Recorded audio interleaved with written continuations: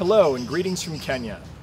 I'd like to begin by thanking the members of the Westport Arts Advisory for selecting me for the 2012 Lifetime Achievement Award in Visual Arts and Photography. Leslie Green, David Rubenstein, Kathy Benowitz, Gordon Joseloff, and everyone who's been so supportive of me in Westport. I also want to offer a sincere apology for not being there today to accept my award in person. Unfortunately, I'm on a news assignment in Kenya where I'm now based for the New York Times.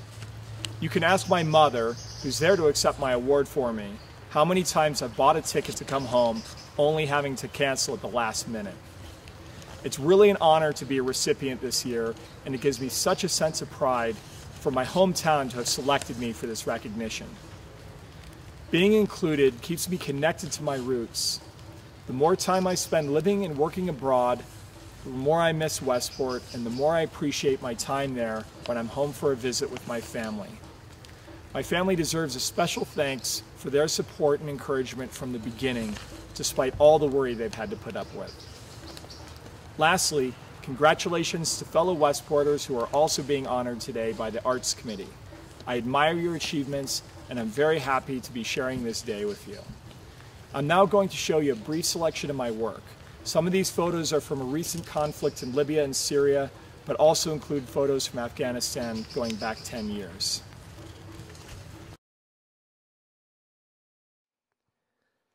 My first trip to Afghanistan was in 2001. I thought when I left 3 months later that the war was over.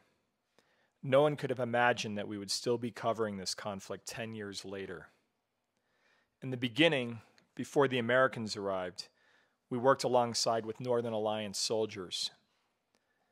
Later, as the American presence became more established, we went on military embeds with them, with the Army, with the Marine Corps, in eastern and southern Afghanistan. This was an amazing way to see how the war was being fought and how the Americans were engaging in battle and in times suffering because of this long and drawn-out war.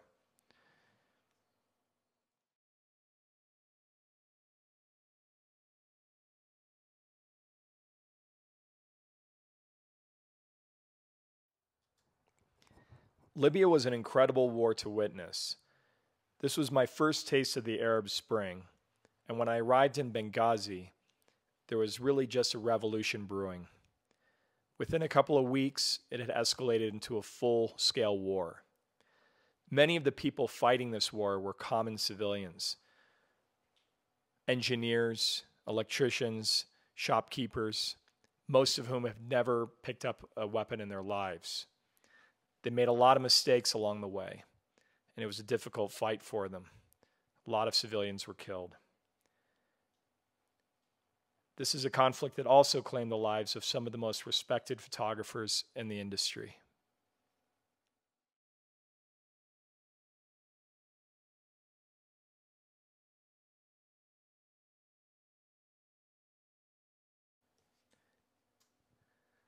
Covering Syria is especially difficult because it's a war without any front line.